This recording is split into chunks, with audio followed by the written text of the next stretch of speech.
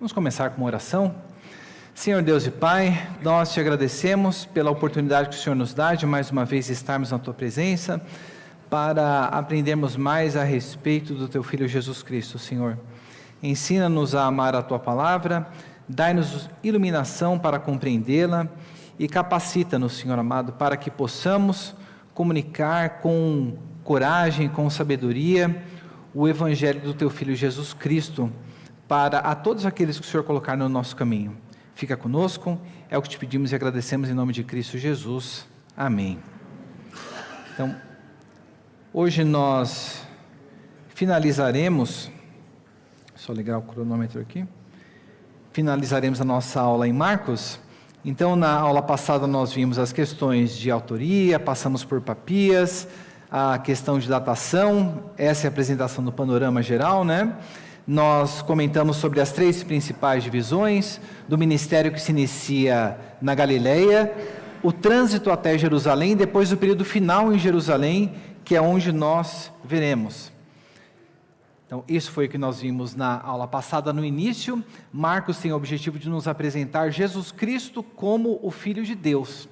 E nessa primeira sessão, que nós observamos do capítulo 1 até o versículo 21 do capítulo 8, nós vemos que o novo rei chegou, o seu reino foi estabelecido, com seus discípulos ali chamados, uma nova ordem foi estabelecida, mas a liderança judaica rejeita Jesus Cristo, as pessoas da região em que Jesus Cristo morava rejeitam a Jesus Cristo e os próprios discípulos não conseguem perceber a Jesus Cristo. E nós vimos que na sequência do texto, Marcos ele coloca três falas de Jesus, que Jesus diante daquela cegueira daquele povo, Jesus vem fazer três pronunciamentos a respeito da sua morte. E nós vimos que Marcos, de uma maneira muito inteligente, ele coloca como se fosse dois parênteses nesses três relatos de Jesus, onde ele faz no capítulo 8, versículo 22, a narrativa da cura de um cego, e daí depois uma outra narrativa da cura de um cego no capítulo 10, e entre essas dois milagres da cura da cegueira, nós vemos Jesus Cristo fazendo as suas três predições, os três momentos que ele diz, que ele coloca aqui para os discípulos: eu não sou esse discípulo, esse Messias que as pessoas estão imaginando, mas eu sou um Messias que serei perseguido, morrerei, e não vim para ser servido, mas vim para servir. Então nós vimos aqui, nessa sessão, onde ali no Monte da Transfiguração, a voz do próprio Deus dizendo: este é o meu Filho amado, a ele ouvis. Nós vemos também Jesus Cristo falando sobre o discipulado, que aquele que for seguir a Jesus Cristo deve negar-se a si mesmo, tomar a sua cruz e segui-lo, e essa pessoa receberá 100 vezes mais essa vida, e por fim, colocando que diante daquela fala, os discípulos de Jesus querem buscar ali quem que sentaria à sua direita, buscando uma posição de honra, e Jesus coloca: olha, o maior no reino dos céus é aquele que deve ser o servo de todos. Então, nesta sessão central, nestes três momentos em que Jesus Cristo ele prediz a sua morte, ele está mostrando para os seus discípulos que tipo de Messias ele era. Então, diante da cegueira inicial, ele vem e abre ali para os seus discípulos, e agora chegando em Jerusalém, nós vemos Jesus Cristo mostrando como que ele será esse Messias. Então, o que acontecerá com este Messias? E logo no capítulo 11, se você abrir a sua Bíblia, nós veremos que a primeira coisa que Marcos vai nos apresentar nesta sessão, quando Jesus Cristo chega em Jerusalém, então Marcos capítulo 11, nós vemos o seguinte: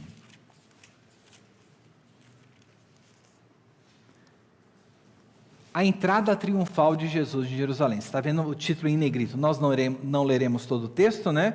Mas no versículo 1 nós vemos: quando se aproximavam de Jerusalém, de Betfagé e Betânia, junto ao Monte das Oliveiras, Jesus enviou 2 dos seus discípulos. E aí nós vemos que ele envia os discípulos para ir até a aldeia, para pegarem um jumento, e daí nós temos a narrativa da entrada triunfal de Jesus em Jerusalém, onde, se você virar para o versículo 9, nós vemos que ao entrar montado naquele jumentinho, as pessoas elas clamavam algo.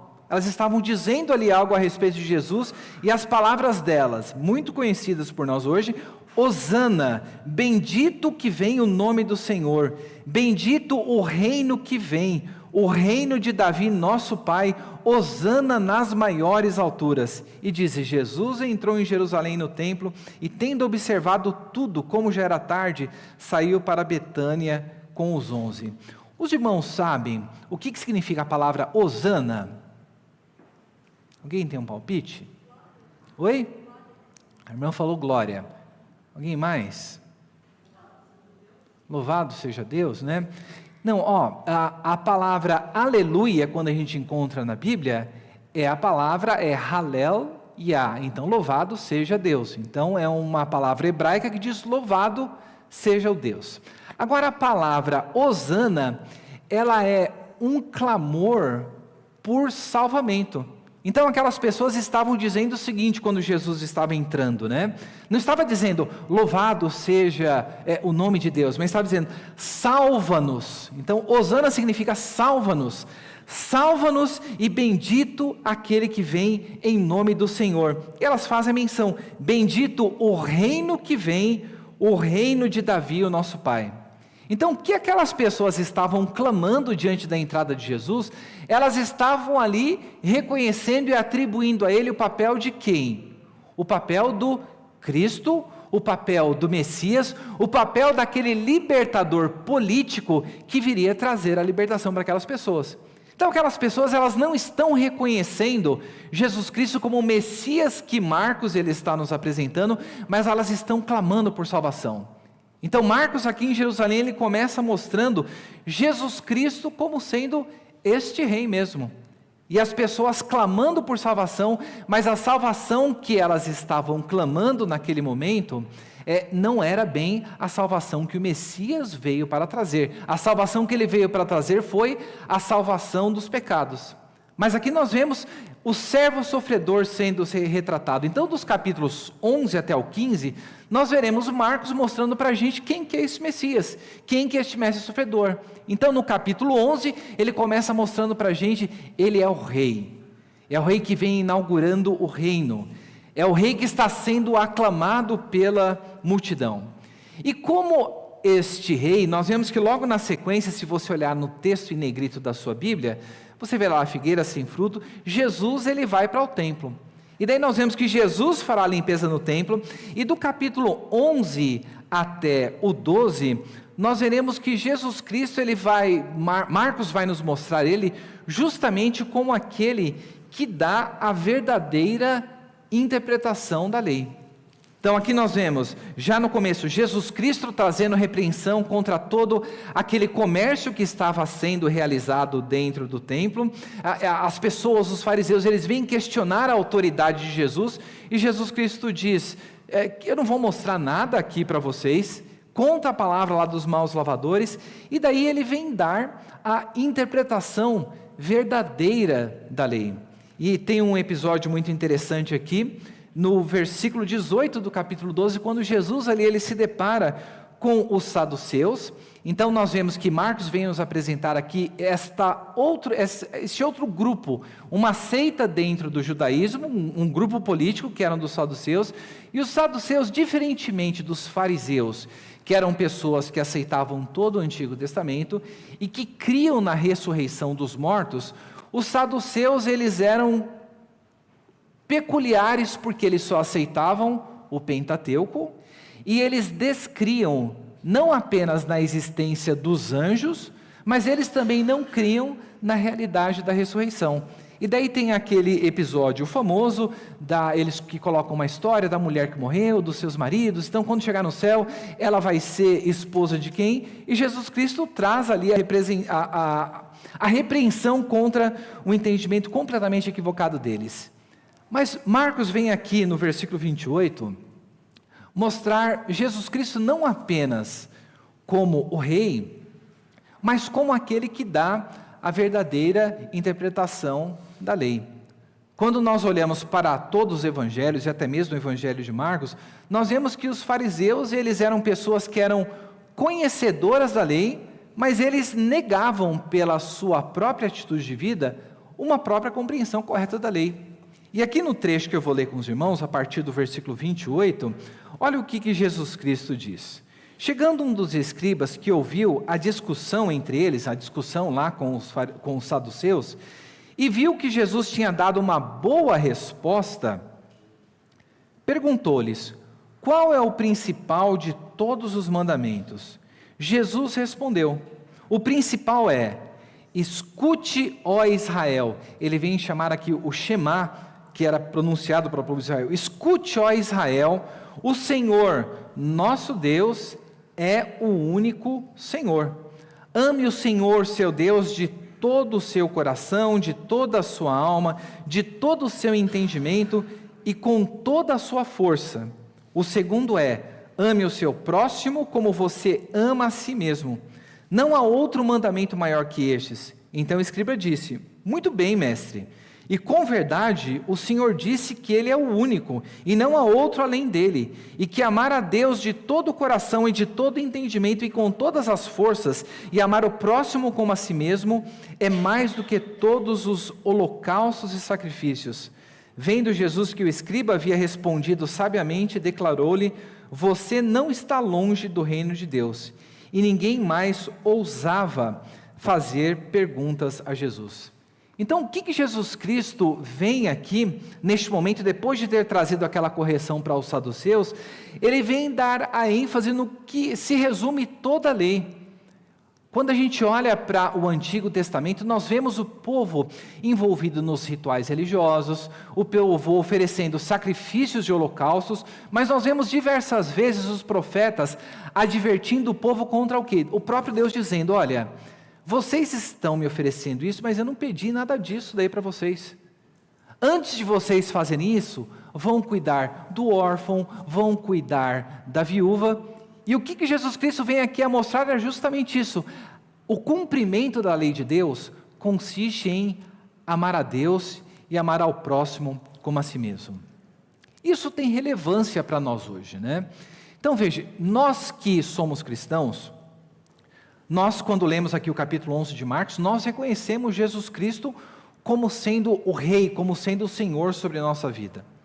Ao ler aqui esse trecho do 11 ao 12, nós também reconhecemos como aquele que é o que nos entrega o verdadeiro entendimento da lei, o verdadeiro legislador, o Rei que nos apresenta as suas leis.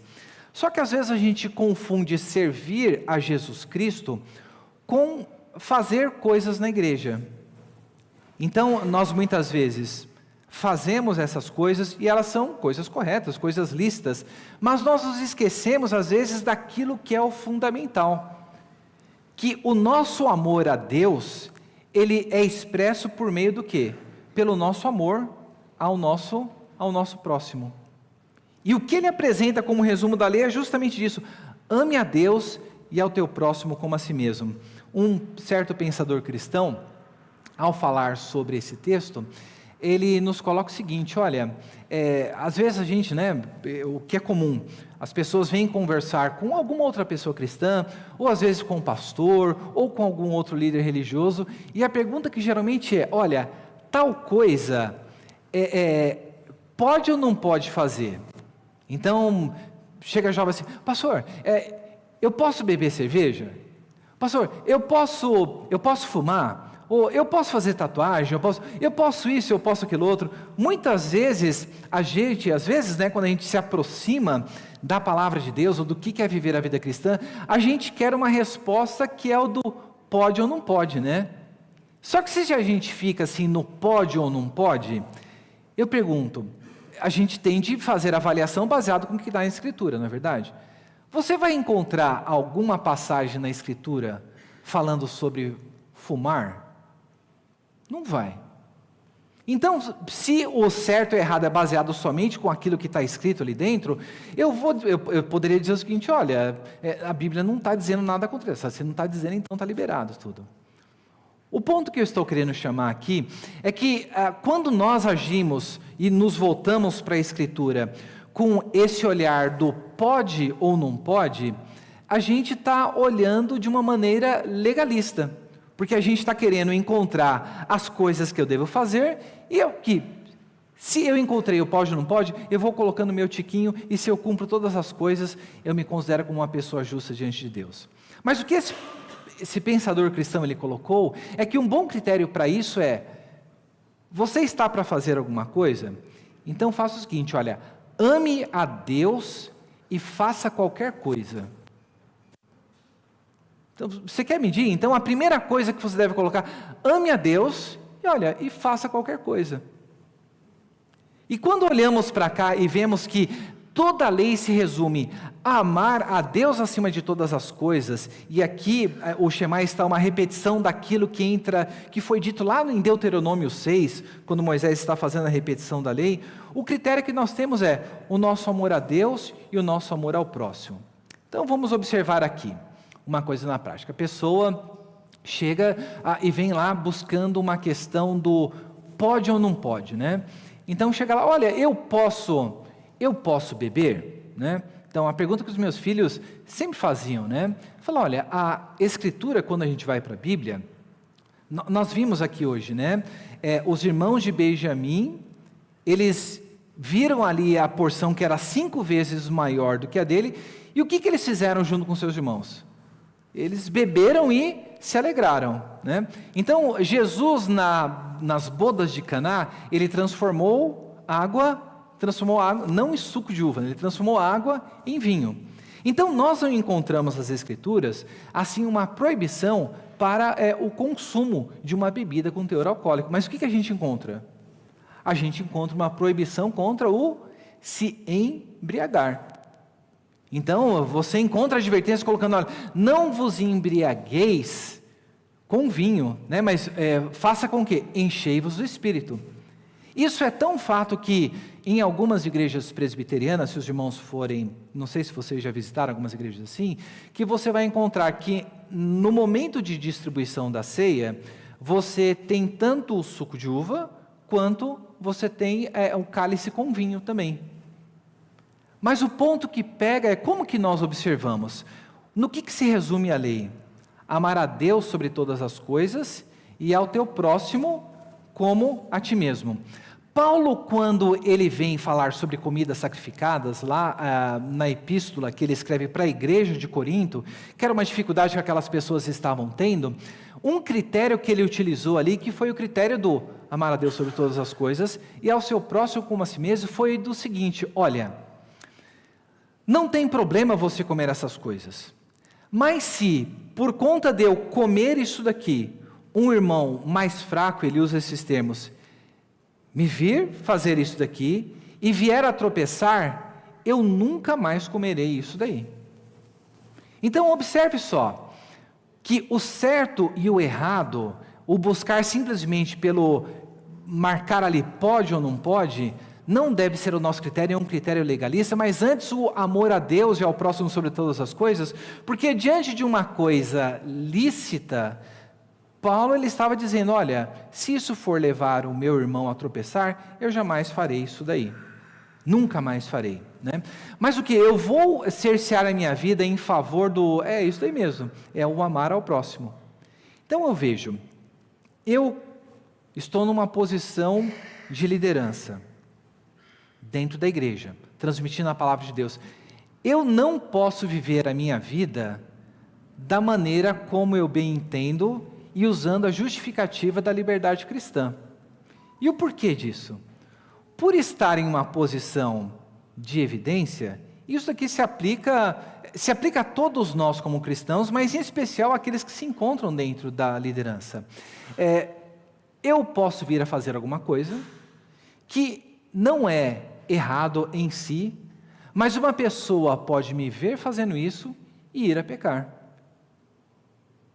Então, o que Marcos vem colocar aqui? Jesus Cristo, o que Jesus Cristo nos faz? Ele que é o nosso rei e que Ele é o nosso legislador, Ele nos livra de vivermos uma vida que é uma vida marcada pelo legalismo.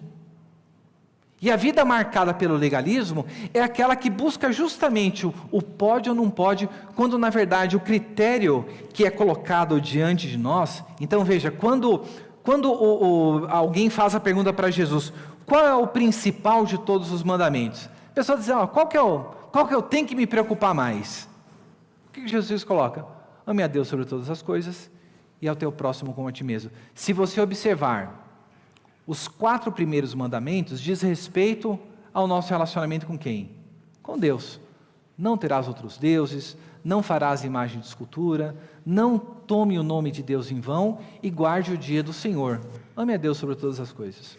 Quando você vai para o restante, o 5º mandamento, honra o teu pai e a tua mãe. O 6º, não matarás. 7º, não adulterarás. 8º, não furtarás. O 9º, não dirás falso testemunho. E o 10º, não cobiçarás. Diz respeito ao nosso amor para com o nosso próximo. Agora veja, se nós tomarmos isso como critério, amar a Deus sobre todas as coisas e ao nosso próximo como a nós mesmos, nós estamos fazendo o quê? Cumprindo a lei de Deus. Então, o que Marcos vem aqui nos mostrar é que Jesus Cristo vem justamente ir contra a visão legalista e apresentar o verdadeiro entendimento da lei. Mas como este Messias, ele não é apenas um rei, ele não é apenas o legislador, mas no capítulo 13, ele vai nos mostrar, Marcos vai nos mostrar Jesus Cristo também como um verdadeiro profeta. Esse Messias de Deus, que é o rei que entrou e as pessoas clamando, salva-nos, bendito é aquele que vem em nome do Senhor. Este Messias, que é aquele que dá a verdadeira interpretação da lei, ame a Deus sobre todas as coisas e ao teu próximo como a ti mesmo, no capítulo 13, e eu acho que é um capítulo assim que as pessoas estão lendo bastante ultimamente, Marcos vem nos mostrar Jesus Cristo como um verdadeiro profeta. Se você olhar no capítulo 13 da sua Bíblia, o título em negrito que está lá é o Sermão Profético. Então, Jesus encontra-se ali com os seus discípulos, e lembre-se, a construção central em Jerusalém era o templo. Então os discípulos olham para aquilo ali e fazem uma pergunta para Jesus. Então veja só no versículo 1, quando Jesus estava saindo do templo, um dos seus discípulos lhe disse, mestre, que pedras, que construções. O templo de Herodes era um templo que era muito bonito, né? E era muito suntuoso, e os discípulos ali, um deles vem e fala isso para Jesus, mas olha a resposta que Jesus dá. Mas Jesus respondeu, você está vendo estas grandes construções? Não ficará aqui pedra sobre pedra que não seja derrubada. Então, o que Jesus Cristo está dizendo? Vocês estão admirados com tudo isso daqui? Estou dizendo uma coisa para vocês, está vendo isso aqui? Não vai sobrar nada desse negócio. Se você, eu nunca tive o privilégio de viajar para Jerusalém, e para ser bem sincero, não tenho muita vontade não, com todas as coisas acontecendo por lá, mas qual é o único resquício que a gente encontra desta grande construção aqui, que os discípulos falaram, Jesus, olhe, que pedras, que construções. A única coisa que a gente encontra lá é um pedaço do muro e as pessoas colocando lá bilhetinhos de orações. Então, o único resquício que sobrou disso é a parede ali dentro do templo. E o que Jesus vem a falar? Por que eu estou dizendo que o capítulo 13 de Marcos é um capítulo que tem sido muito colocado em foco hoje? Basta você olhar o texto em negrito na sua Bíblia. Nós não vamos ler todo o texto, Mas lá aparece o princípio das dores, Daí depois, a partir do 14, a grande tribulação, e daí depois a vinda do Filho do Homem. Então, nessa leitura, daí vocês já vão perceber o porquê, da empolgação hoje com esse texto. O texto diz, a partir do versículo 3, Jesus estava sentado no Monte das Oliveiras, diante do templo, quando Pedro, Tiago, João e André lhe perguntaram em particular, diga-nos quando essas coisas vão acontecer, e que sinal haverá quando todas elas estiverem para se cumprir? Então, Jesus Cristo disse, não ficará aqui pedra sobre pedra que não seja derrubada. E esses discípulos falam, e aí Jesus, fala aí para a gente, quando que isso vai acontecer? Daí Jesus Cristo vem dar ali dicas para eles, coisas para eles observarem. Versículo 5, então Jesus começou-lhes a dizer, tenham cuidado para que ninguém vos engane, muitos virão em meu nome dizendo, sou eu, e enganarão a muitos. Quando vocês ouvirem falar de guerras e rumores de guerras, não se assustem. É necessário que isso aconteça, mas ainda não é o fim. Porque nação se levantará contra nação e reino contra reino, haverá terremotos em vários lugares e também fomes. Essas coisas são o princípio das dores. Estejam de sobreaviso, porque as pessoas os entregarão aos tribunais e às sinagogas. Vocês serão açoitados por minha causa, serão levados à presença de governadores e reis para lhes servir de testemunho. Mas é necessário que primeiro o evangelho seja pregado a todas as nações. Quando, pois, levarem vocês para os entregar, não se preocupem com o que irão dizer, mas digam o que lhes for concedido naquela hora, porque não são vocês que estão falando, mas o Espírito Santo. Um irmão entregará à morte outro irmão, e o pai entregará ao filho. Haverá filhos que se levantarão contra os seus pais e o matarão. Todos odiarão vocês por causa do meu nome. Aquele, porém, que ficar firme até o fim, será salvo. Quando, pois, vocês virem o abominável da desolação situado onde não deve estar, quem ele entenda. Então os que estiverem na Judéia fujam para os montes, quem estiver no terraço não desça, nem entre para tirar de casa coisa alguma, e quem estiver no campo não volte atrás para buscar a sua capa. Ai das que estiverem grávidas e das que amamentarem naqueles dias. Orem para que isso não aconteça no inverno, porque aqueles dias serão de tamanha tribulação, como nunca houve desde o princípio do mundo criado por Deus, e até agora e nunca jamais haverá.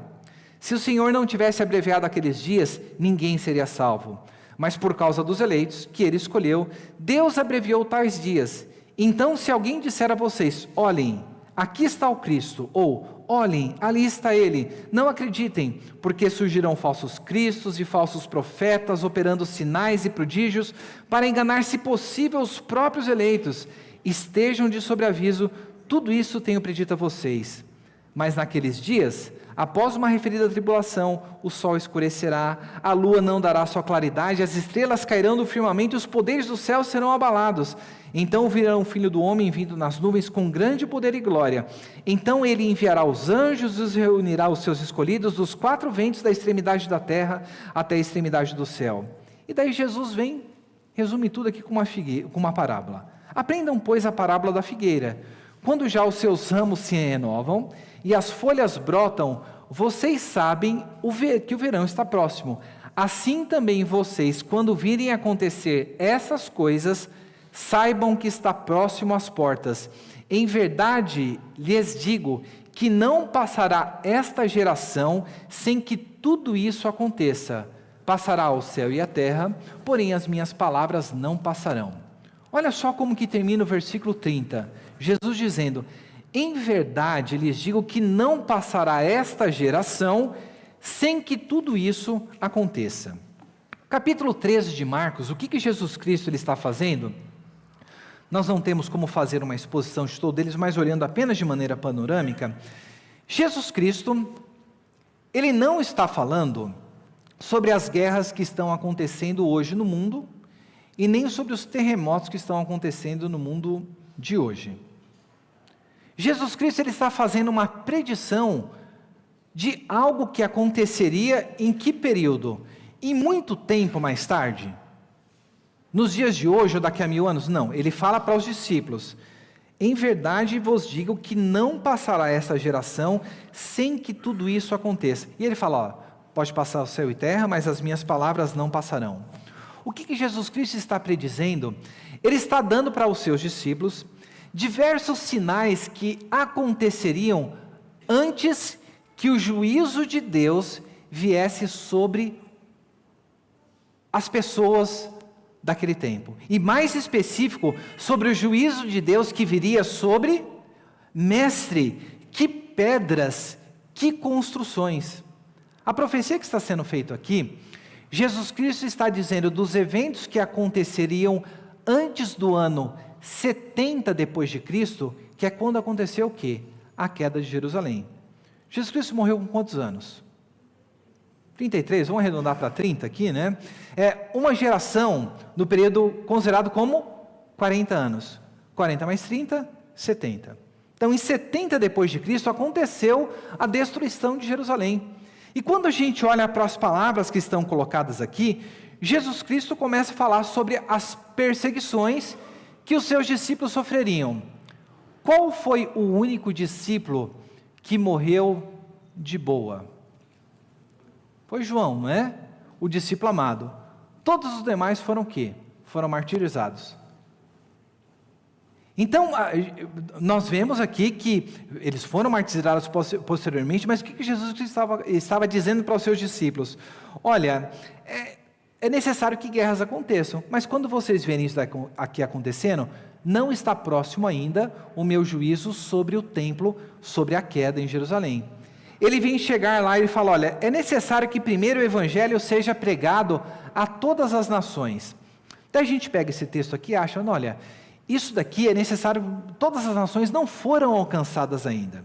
Mas quando a gente vai para o livro de Atos, lembra lá, em Jerusalém, Judéia, Samaria e até os confins da terra.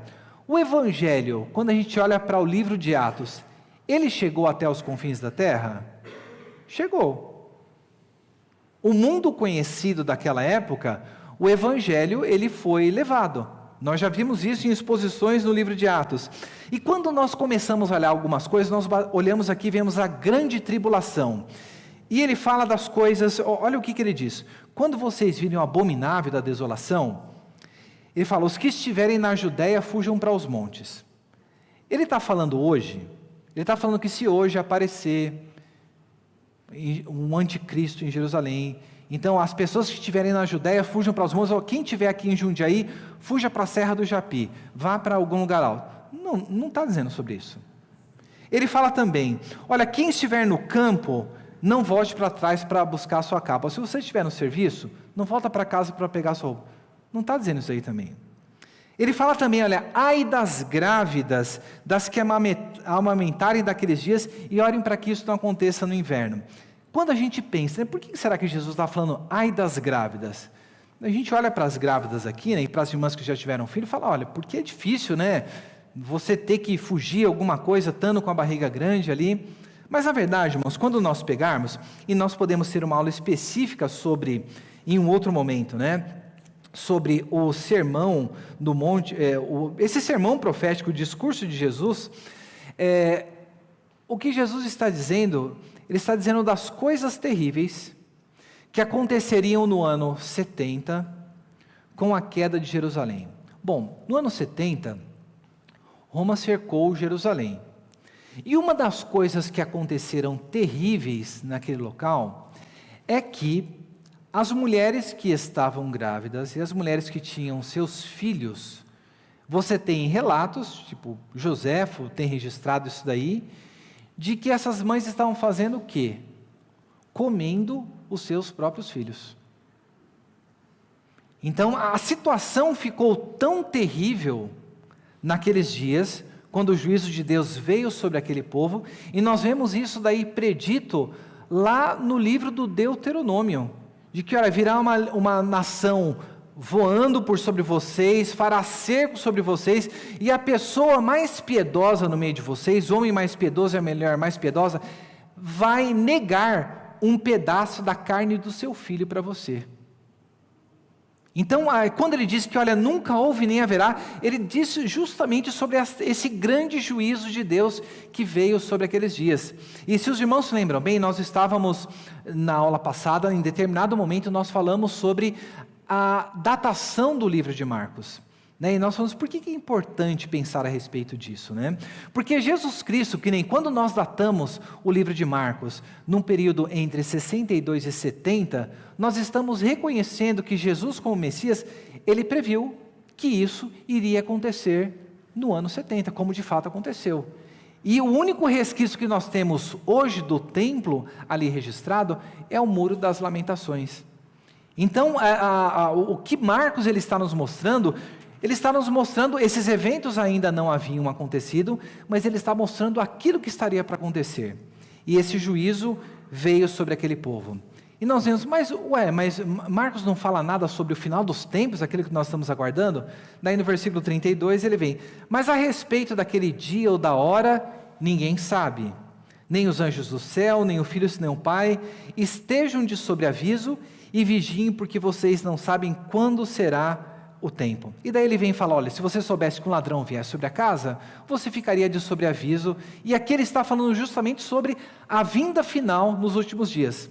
Então no capítulo 13, nós vemos Jesus Cristo profetizando sobre a destruição de Jerusalém, que aconteceria, e está falando também a respeito daquele grande dia, que ninguém sabe, sobre a vinda do nosso Senhor Jesus Cristo. O presbítero Cláudio levantou a mão. Alguém dá o microfone? Espera, por favor, para o... Somente uma dúvida, pastor. Aqui no versículo 24 e até 26, fala que naqueles dias o Senhor vai descer, vai vir com um monte de anjo, um monte de coisa. Sabe? Então eu fiquei confuso. Gostaria que você explicasse. Então, quando Jesus Cristo, ele dá a parábola da figueira, ele diz o seguinte, que em verdade lhes digo que não passará esta geração sem que tudo isso aconteça. Então, o que iria acontecer tudo isso? Tudo aquilo que está narrado antes da parábola da figueira. Isso daqui inclui o que está sendo dito aqui a respeito da vinda do Filho do Homem.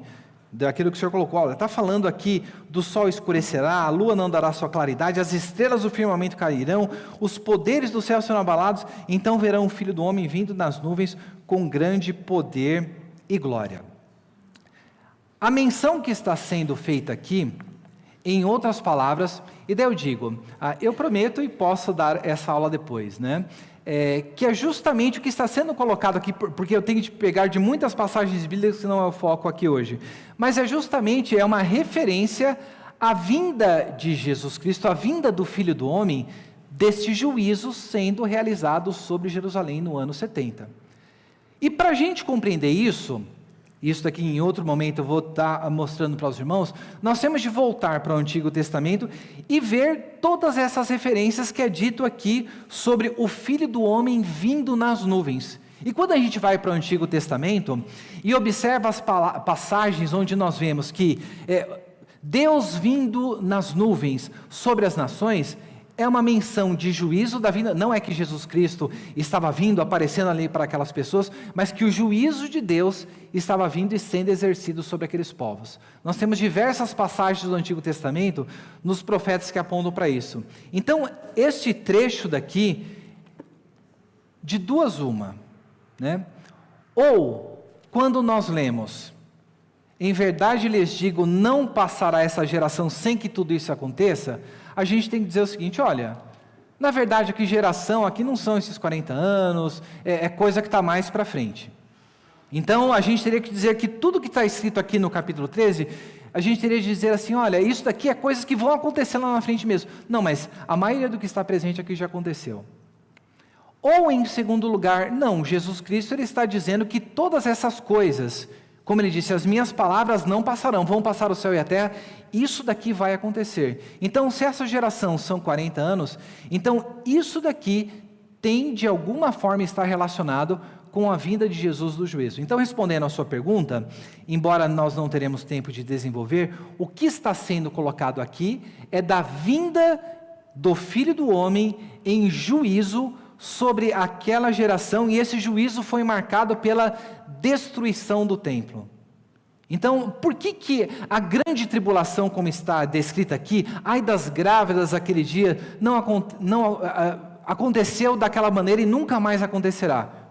Porque o templo, Jerusalém, foi destruído de uma vez por todas. Então o juízo veio e isso daqui foi cumprido. Então, se não houvesse a parábola da figueira e Jesus Cristo dizendo que não passará essa geração sem que todas essas coisas aconteceriam, nós poderíamos ficar com essa dúvida, mas isso daqui diz respeito ao juízo de Deus que foi exercido no ano 70. Daí, e os dias finais? Mas a respeito daquele dia, ora, ninguém sabe, e daí Jesus Cristo fala, olha, vivam em vigilância no que diz respeito ao dia da vinda dele. Então nós temos aqui uma vinda dupla retratada, uma vinda em juízo e a vinda final que todos nós aguardamos. E como nós devemos olhar para isso?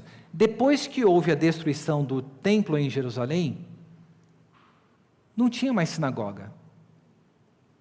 A partir de então é a igreja de Cristo espalhando, é a passagem da antiga aliança para a nova aliança. Então, todos os símbolos relacionados com a antiga aliança, a adoração judaica, lembra-se quando a gente vê no livro de Atos, Paulo ele ainda vai nas sinagogas, não é verdade? Ele vai na sinagoga, cultua com os irmãos lá, com os judeus, só que ele prega ali o evangelho. Você vê Paulo, o que Paulo fez com Timóteo, quando levou ele para a viagem? Paulo circuncidou o Timóteo.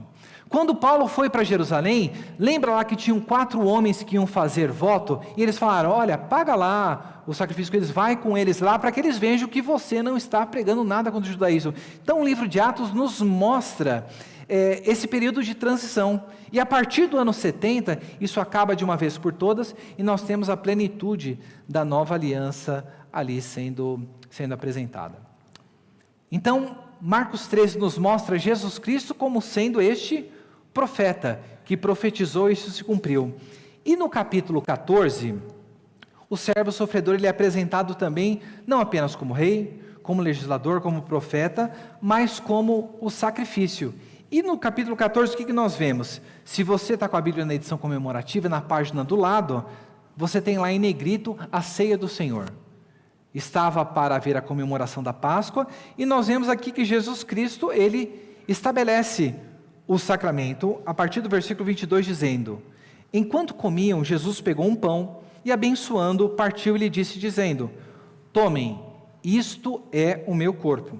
A seguir, Jesus pegou um cálice, e tendo dado graças, o deu aos seus discípulos, e todos beberam dele, e disse, isto é o meu sangue, o sangue da aliança derramado em favor de muitos. Em verdade lhes digo que nunca mais beberei do fruto da videira, até aquele dia em que beberei o vinho novo no reino de Deus.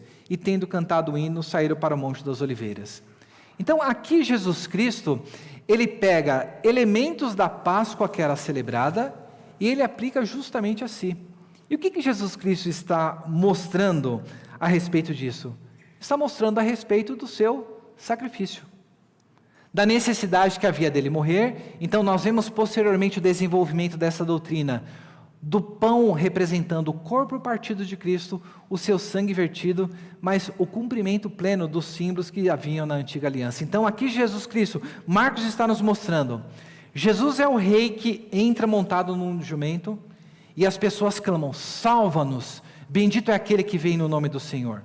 Jesus é aquele que apresenta a compreensão correta da lei de Deus, apresentando que a lei ame a Deus sobre todas as coisas e ao teu próximo como a si mesmo. Jesus é o Messias que profetiza o juízo de Deus sobre Jerusalém. E esse Messias também é o Messias que ele entrou no jumentinho, mas que ele iria para a cruz, morreria, e o cálice representa o seu sangue, o pão representa o seu corpo, o sacrifício de Deus, aquele que veio não para servir, mas veio para dar a sua vida por muitos. Então aqui Marcos está nos mostrando justamente quem é esse servo sofredor. Ele é o rei, é o legislador, é o profeta, mas ele também é o sacrifício. Deste ponto em diante, nós veremos que este Messias, que nos capítulos 8 até o 10, por 3 vezes disse que ele iria morrer, fala, é necessário que o Filho do Homem seja perseguido. Nós lemos aqui no domingo passado, nós vemos aqui que ele será traído por Judas. Nós vemos que os discípulos, depois da traição, veja como é retratado no versículo 50 do capítulo 14, os discípulos de Jesus. Então todos o deixaram e fugiram. Então, os discípulos que foram escolhidos lá, os 12 apóstolos, os discípulos, ao invés de estarem juntos com o seu mestre, ele foge. E daí nós vemos aqui o Pedro, né?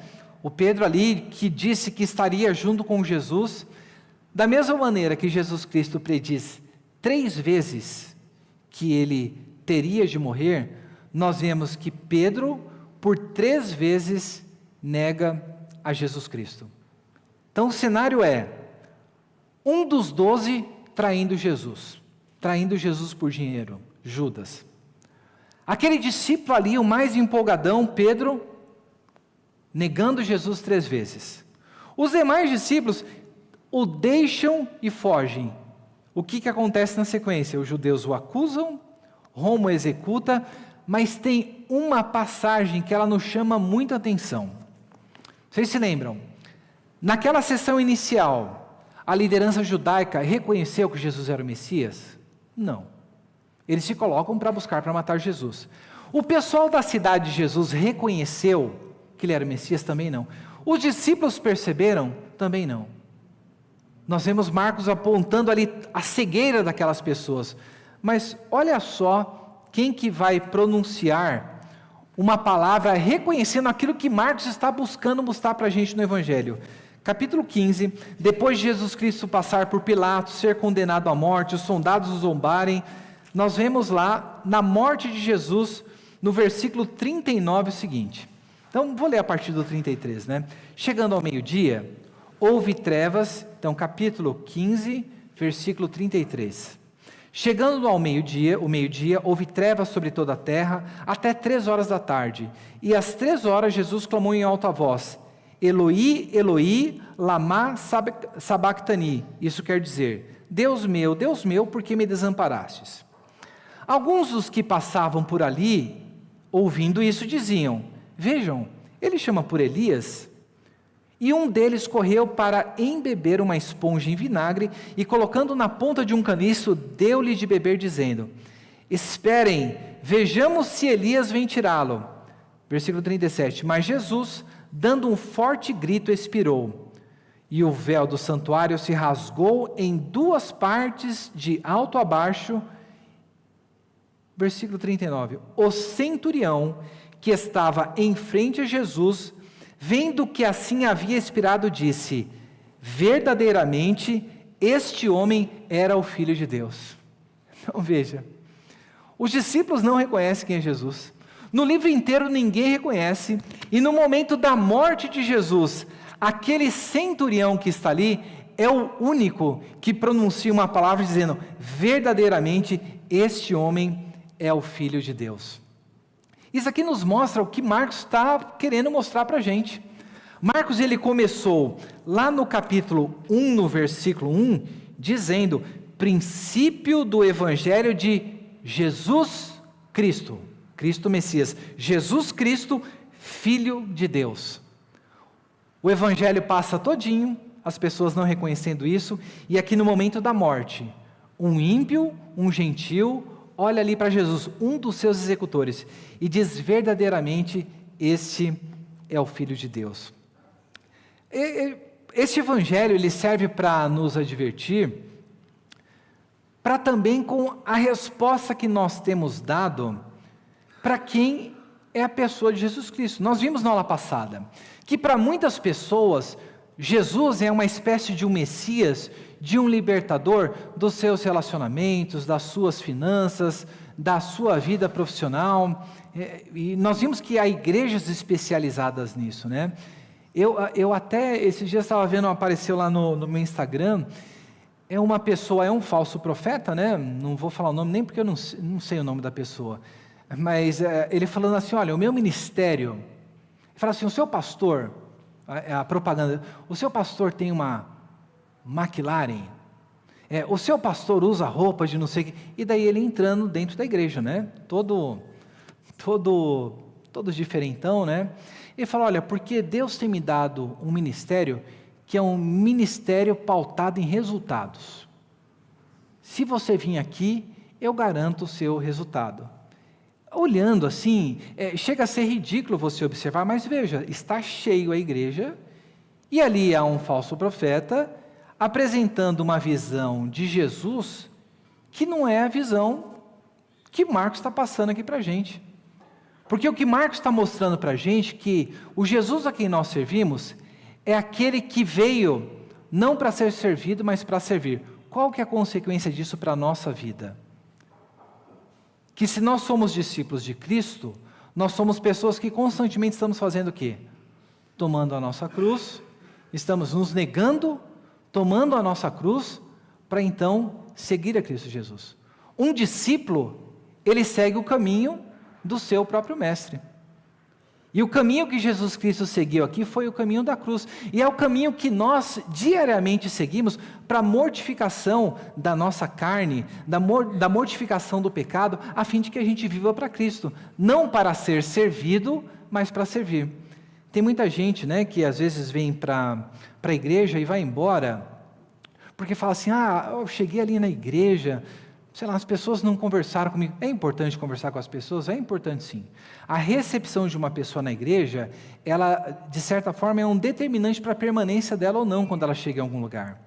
Mas nós não podemos pautar a nossa permanência por, olha, mas aqui na igreja não tem atenção, sei lá, o pastor, ele não me visitou, ele não orou por mim, ou a pessoa passou por largo. Jesus Cristo está colocando o quê? Ele veio para servir e não para ser servido. E a nossa mentalidade dentro do corpo de Cristo, ela também deve ser. Se nós reconhecemos Jesus Cristo como o Filho de Deus, nós estamos aqui para servir e para não sermos servidos. Não estamos aqui para sermos servidos, mas para servir. E indo para o evangelho final do evangelho de Marcos, nós vemos que, eu vou fazer uma pergunta para vocês, na Bíblia de vocês, no versículo 9, o que tem de diferente no primeiro símbolo do versículo 9 e no último símbolo que aparece impresso na sua Bíblia, no versículo 20? Tem um colchete, né, um parêntese, algumas. Então, tem um colchetezinho, se você olhar, no comecinho do 9 tem um colchete, e no final ali, do seguiam, né, do versículo 20, tem um colchetes, né? O que isso daqui está representando? Todas as vezes que você vê este símbolo na sua Bíblia, significa que quando a Bíblia ela não caiu do céu assim, né, nessa edição comemorativa, com toda essa paginação, os manuscritos foram colecionados ao decorrer do tempo, né? Então, como que nós chegamos ao Evangelho de Marcos? Para todos os livros da Bíblia, nós temos diversos manuscritos. Nós não temos nenhum manuscrito original da Bíblia. Então, nós não temos o manuscrito original que Paulo escreveu. Nós não temos o manuscrito original que o profeta Isaías redigiu as suas profecias. Mas nós temos o quê? Não havia os escribas? Nós temos diversas cópias desses documentos. E todas as vezes que nós vemos algo entre colchetes, o que está sendo dito é que, em nem todos os manuscritos do Evangelho de Marcos, esta seção do 9 até o 20, ela foi encontrada. Significa que, em muitos não estão, mas em alguns manuscritos isso daqui é algo que está presente. Vamos ver como que termina o Evangelho de Marcos? Então, para muitos, o Evangelho de Marcos é considerado como terminando, nós consideramos só adiantando, né? Tudo aqui como inerrante e nada como algo que foi emendado ou colocado depois. Mas muitos consideram que o Evangelho de Marcos termina no versículo 8. Versículo 1 do capítulo 16. Passado sábado, Maria Madalena, Maria, mãe de Tiago, e Salomé compraram óleos aromáticos para ungir o corpo de Jesus. E bem cedo no primeiro dia da semana, ao nascer do sol, foram ao túmulo, diziam umas às outras: quem nos removerá a pedra da entrada do túmulo? E olhando, viram que a pedra já estava removida. É que a pedra era muito grande. Entrando no túmulo, viram um jovem sentado ao lado direito, vestido de branco, e ficaram atemorizadas. Então, ficaram atemorizadas. Ele, porém, lhes disse: não tenham medo. Vocês procuram Jesus o Nazareno, que foi crucificado. Ele ressuscitou. Não está aqui. Vejam o lugar onde tinham colocado. Mas vão e digam aos discípulos dele e a Pedro que ele vai adiante de vocês para a Galiléia. Lá vocês o verão, como ele lhes disse. Versículo 8. E saindo elas, fugiram do sepulcro, porque estavam tomadas de temor e assombro, e não contaram nada a ninguém, porque estavam com medo. Já pensou se o Evangelho de Marcos terminasse assim? Então você vê essas mulheres, o anjo disse: vão e digam, vai encontrar com vocês na Galiléia. E como que termina? Cheias de medo, fugindo e assombro, e não contam nada a ninguém, porque estavam com medo. Então é como se Marcos estivesse aqui no final e fala: e aí? E tudo isso daqui, eu estou aqui para falar sobre Jesus, o Cristo, o Messias, o Filho de Deus. Será que eles irão fraquejar na sua missão? Será que isso tudo vai ficar por aqui? Mas quando nós olhamos, eu já falei do final curto que termina no versículo 8, mas em outros manuscritos nós vemos o final e do encerramento nessa parte em colchetes, onde nós vemos os discípulos indo adiante, e eu lerei para a gente finalizar. Havendo Jesus ressuscitado de manhã cedo, no primeiro dia da semana, apareceu a Maria Madalena, da qual tinha expulsado 7 demônios, e partindo ela foi anunciá-lo àqueles que, tendo sido companheiros de Jesus, estavam tristes e choravam. Estes, ouvindo que ele vivia e tinha sido visto por elas, não acreditaram. Depois disso, Jesus manifestou-se em outra forma a 2 deles, que estavam a caminho do campo. E indo eles, o anunciaram aos demais, mas também a estes 2 eles não deram crédito.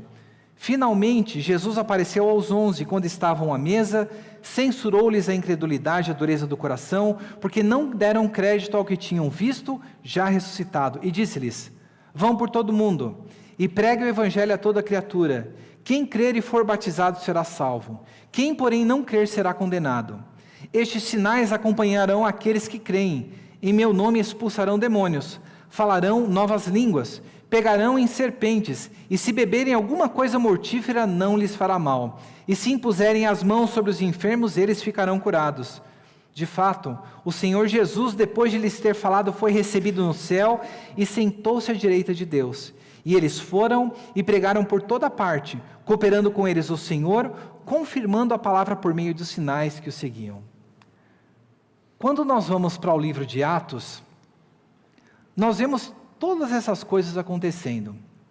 É uma curiosidade, né? Tem uma seita nos Estados Unidos, que vocês já devem ter visto, que as pessoas do meio do culto, eles pegam, e já morreram diversas pessoas fazendo isso. Baseado nesse texto aqui, no meio do culto lá, veja que coisa, né? Com que vão brincar. Eles pegam serpentes, né, venenosas, e ficam lá, tipo como se estivessem adorando a Deus. Por quê? Está sendo dito aqui, que pegarão em serpentes, e se beberem alguma coisa mortífera não lhes fará mal algum. Então, uma interpretação equivocada desse texto levou essas pessoas a fazerem isso. Não vão fazer isso daí não. Se vê uma serpente, fica longe dela. Mas veja só, estes sinais acompanharão os que crerem, em meu nome expulsarão demônios. Quando a gente vai para o livro de Atos, lembra lá Paulo repreendendo aquela moça que as pessoas ganhavam dinheiro com ela adivinhando, e uma revolta vem? Lembra daqueles filhos de Seva que levaram uma surra de um endemoniado, e o nome de Deus foi glorificado? Quando nós olhamos para a ação da vida dos discípulos, demônios foram expulsos. Falarão novas línguas. O que aconteceu em Pentecostes? Nós vemos as pessoas falando e as pessoas ali ao redor ouvindo em suas próprias línguas. Nós vemos depois Paulo normatizando sobre como deveria ser as línguas na igreja. E lembra que ele coloca, olha, se você estiver no culto, só fale se tiver quem interprete.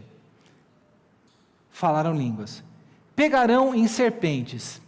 Das pregações recentes, quem é a pessoa que vem na mente de vocês que pegou em serpente e não aconteceu nada? Na ilha de Malta. Paulo. Lembra lá que aconteceu o naufrágio? As pessoas pegaram, olha, esse daí deve ter feito alguma coisa porque a justiça não está deixando ele escapar. Paulo sobrevive. Falando as línguas, pegarão em serpentes, se beberem alguma coisa mortífera, não lhes fará mal, e se impuserem as mãos sobre os enfermos, eles ficarão curados.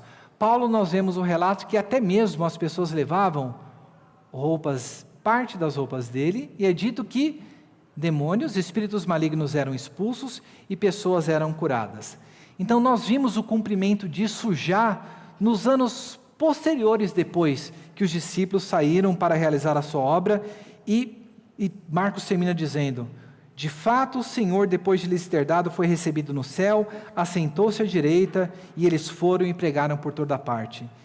E resta para nós, qual que é a resposta que nós daremos à mensagem que o anjo disse para dizer a todos? Será o finzinho ali do capítulo 8, que é o ficar tomado de temor, não contar nada a ninguém porque estavam com medo, ou como o final de Marcos aqui nos coloca, e eles foram e pregaram por toda parte.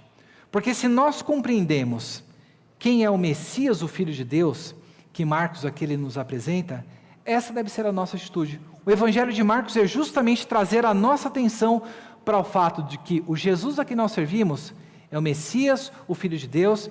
E eu vou passar uns slides só para ficar registrado para vocês, já são 59 minutos da nossa aula, mas meio como que resumindo o que Marcos nos fala de Cristo no seu livro. O que nós vimos, os dois títulos, Cristo e o Filho de Deus, aparece na abertura, mostrando a verdadeira identidade de Jesus. Então, qual que é o propósito do livro de Marcos? Mostrar que Jesus é o Messias, o servo sofredor que veio para servir e dar a sua vida por muitos. Jesus lá identificado como o Filho de Deus, leiam depois essas passagens. Pela voz do céu no seu batismo, este é o meu Filho amado. A voz pronunciada por Deus no Monte da Transfiguração, este é o meu Filho, a este ouvis. E pelos próprios demônios. E por fim, como nós vimos hoje aqui, no capítulo 15, 39, por um centurião romano. A divindade de Jesus. Marcos demonstra isso pela autoridade que Jesus tinha de perdoar pecados e naquela passagem onde ele acalma a tempestade, que foi a pregação no domingo passado à noite, que o pastor pregou no texto de Marcos. A expressão o Filho do Homem, isso daqui nós já vimos algo no livro de Daniel, mas Jesus Cristo usa essa menção a si, justamente se mostrando como este servo sofredor que no final sobe as nuvens para receber de Deus o reino eterno. Nós lemos aqui hoje que Jesus cita o Salmo 110 para mostrar justamente a sua divindade, né, dizendo que Jesus é o filho de Davi, que foi reconhecido pelo próprio Davi lá no Salmo.